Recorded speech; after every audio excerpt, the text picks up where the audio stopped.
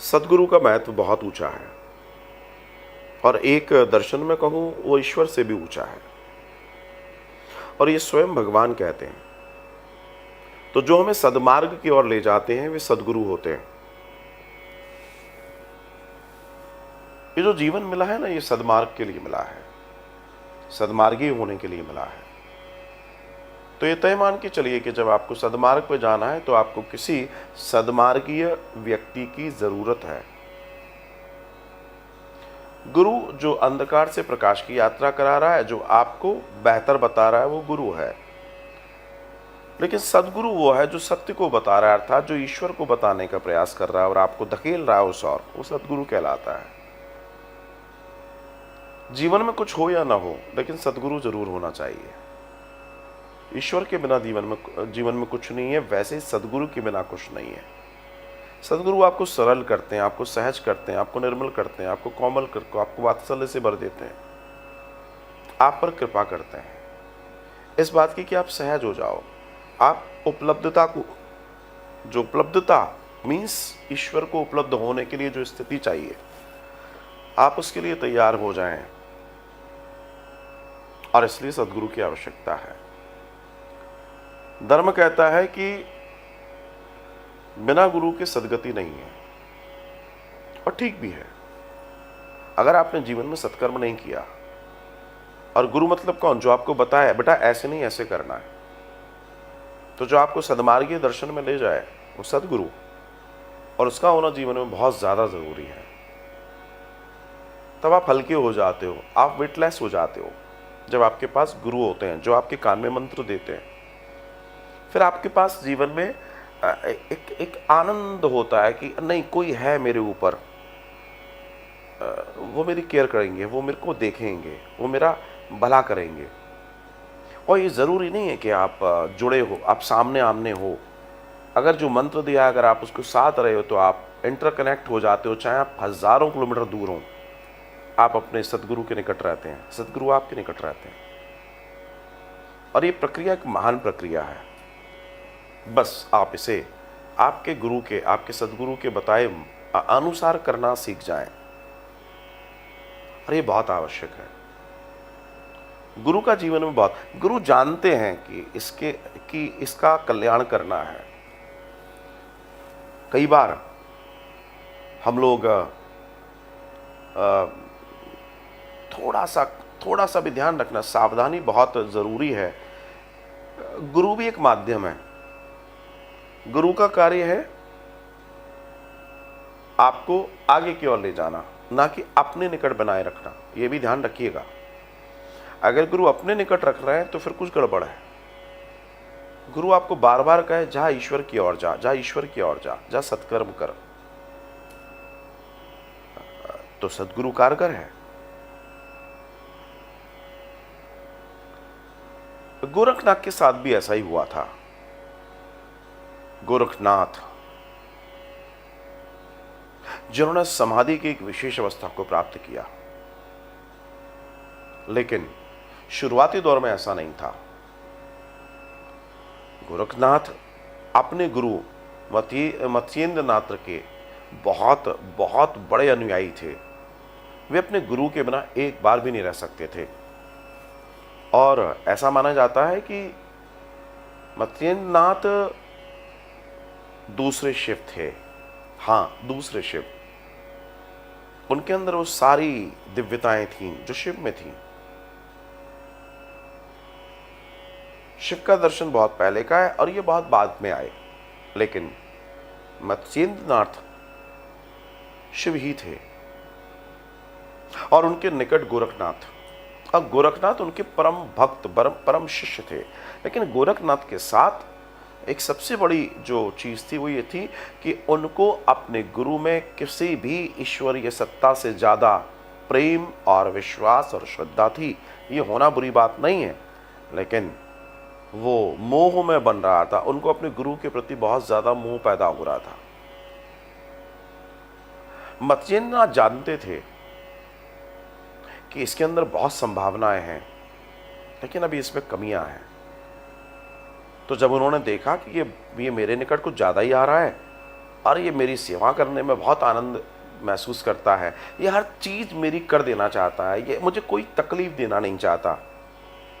तब मत्स्येंद्रनाथ ने गुरु गोरखनाथ जी को कहा कि जाओ तुम तप करो। और कितने वर्ष का तप? 14 वर्ष का तप। कहाँ करने के लिए कहा? हिमालय में। चूंकि गुरु गुरु गुरु के प्रति इतना समर्पण था, एक बार उन्होंने कहा और गोरखनाथ चले गए। और गोरखनाथ चले गए। वे 14 वर्ष तक तप करते रहे, साधना करते रहे। मैं एक शिष्य की बात बता रहा हूं, हालांकि वो शिष्य एक महान शिष्य बना, वो बात अलग है। गोरखनाथ महान तप, क्योंकि जब आप तप करेंगे तो आपके पास सिद्धियां आएंगी। लेकिन उसके बावजूद भी गोरखनाथ सिर्फ इस बात की, इस दिन का इंतजार कर रहे थे कि कब 14 वर्ष बीते और मैं वापस अपने गुरु के पास जाऊं, उनको देखूं, उनकी सेवा में लग जाऊं। और कुछ ऐसा ही हुआ। वे लौटे, हिमालय से पदयात्रा करते हुए, अपने गुरु को खोजते हुए वे महाराष्ट्र आए और मुंबई के पास जो गोरखनाथ पर्वत जिसे कहते हैं, वहां पहुंचे। वहां गुरु मत्स्येंद्रनाथ तप कर रहे थे और एक बड़ी सी गुफा है। वो दर्शन आता है कि गोरखनाथ बहुत व्याकुल थे अपने गुरु से मिलने के लिए और वे उनसे मिलना चाहते थे। 14 साल हो गए थे। वे जैसे ही गुफा के नजदीक पहुंचते हैं, एक योगी उन्हें रोकता है और वो कहता है तुम अंदर नहीं जा सकते। गोरखनाथ कहते हैं कैसे नहीं जा सकता, मैं अपने गुरु से मिलना चाहता हूं, मुझे मिलने दिया जाए। और वो अंदर की ओर जाने लगे। योगी ने उन्हें रोका। गोरखनाथ क्रोधित हो गए। गोरखनाथ और उनकी झड़प भी हुई, हाथापाई भी हुई। गोरखनाथ ने उस योगी से कहा कि मैं अंतिम बार पूछता हूं, बताओ वो कहां है। वो कहता है मुझे नहीं मालूम, और मालूम भी है तो मैं नहीं बताऊंगा कि गुरुदेव कहां हैं। मैंने तुमसे मना किया था, गुफा में मत जाओ। धकेल कर वो गुफा में प्रवेश कर गए और गुफा खाली थी। गोरखनाथ को और क्रोध आया। वापस आए और उन्होंने उस व्यक्ति की आंखों में आंखें डाल दी। गोरखनाथ ने अपने तंत्र का प्रयोग किया और उस योगी के दिमाग के सारी की सारी किताब को पढ़ लिया और जान लिया उस तंत्र से कि उसके गुरु, उनके गुरु मत्स्येंद्रनाथ जी कहाँ पर हैं। और गोरखनाथ वहां पहुंच गए।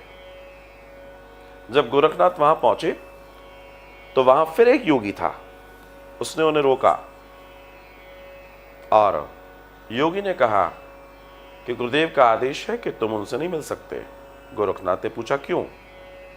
तब योगी कहता है कि तुमने जो अपराध किया है, जो उस योगी के साथ व्यवहार किया है, और तीसरा गुरुदेव ने कहा है जो तुमने तंत्र का गलत उपयोग किया है। वो तंत्र, वो साधना, वो शक्ति इसलिए नहीं दी गई थी कि तुम किसी के दिमाग को पढ़कर आगे बढ़ जाओ। ये निषेध है। सिद्धियों का उपयोग ठीक नहीं है। तो तुम्हें वापस 14 वर्ष के लिए हिमालय जाना होगा। गोरखनाथ की आंखों में आंसू थे। वो अपने गुरु के विरह में तड़प रहे थे, जल रहे थे कि एक बार गुरुदेव से मिलन हो जाए। और वो कहने लगे गुरुदेव को कहो कि मैं मिलना चाहता हूं, बस एक बार दर्शन हो जाए। और तब उनसे कहा गया कि 14 वर्ष के लिए जाओ। उन्होंने कहा क्या मेरी ये सजा कम हो सकती है? क्या कोई ऐसा रास्ता है कि 14 वर्ष कम हो जाए? गुरुदेव ने कहा हो सकते हैं, ये 7 वर्ष में तब्दील हो सकते हैं। गोरखनाथ जी कहते हैं कैसे? बोला बस तुम्हें तब थोड़ा सा कठोर करना पड़ेगा। गोरखनाथ जी ने कहा मैं करने को तैयार हूं, लेकिन मैं आपसे दूर नहीं रह सकता। गुरु जानते थे कि इनके अंदर अभी क्रोध है, लेकिन इसके अंदर एक महान व्यक्तित्व है जो आगे जाके संसार का कल्याण करेगा। इसलिए गुरुदेव ने उनको एक तप करने को बोला, और वो था बाएं पैर की पंजे की अंगुलियों पर अपने शरीर को रोकना, और जो उस पैर की एड़ी है उसको गुदा मार्ग पर टिकाना, और दूसरा जो पैर है वो उस पैर के ऊपर लाना। मतलब पूरी तरीके से पैर की अंगुलियों, लेफ्ट पैर की अंगुलियों पर 7 वर्ष तक बैठे रहना। और गोरखनाथ ने ऐसा किया। इससे वो बहुत सिद्ध हो गए, सरल हो गए, सहज हो गए और वो समाधि और योग की महान अवस्थाओं के ज्ञाता हो गए। और उन्होंने इस दुनिया को महान योग दिया है, महान महान योग दिया है। और वही गोरखनाथ जी का संप्रदाय गोरखनाथ संप्रदाय कहलाता है। इनके बड़े बड़े मठ हैं और जो इनके अनुयायी होते हैं उनके कान में बड़ा सा एक छल्ला होता है, और कई बार अगर बहुत गहराई में जाऊं तो एक हड्डी का छल्ला होता है। ये लोग बहुत हड्डी होते हैं। इनके पास कुत्ता होता है, वे उस कुत्ते को बहुत प्रेम करते हैं। और ये पंथ बड़ा पंथ है। इस पंथ ने महान योगियों को दिया और योगियों की परंपरा है इस पंथ में। तो ये सब तब हो पाता है जब कोई सदगुरु मिलता है और वो तुम्हें निखार देता है और वो तुम्हारे अंदर छुपी हुई संभावनाओं के साथ एक नई मूर्ति तैयार करता है जो संसार को बहुत कुछ देती है। इसलिए सतगुरु बहुत आवश्यक है। जीवन में गुरु का होना बहुत जरूरी है, अत्यंत आवश्यक है।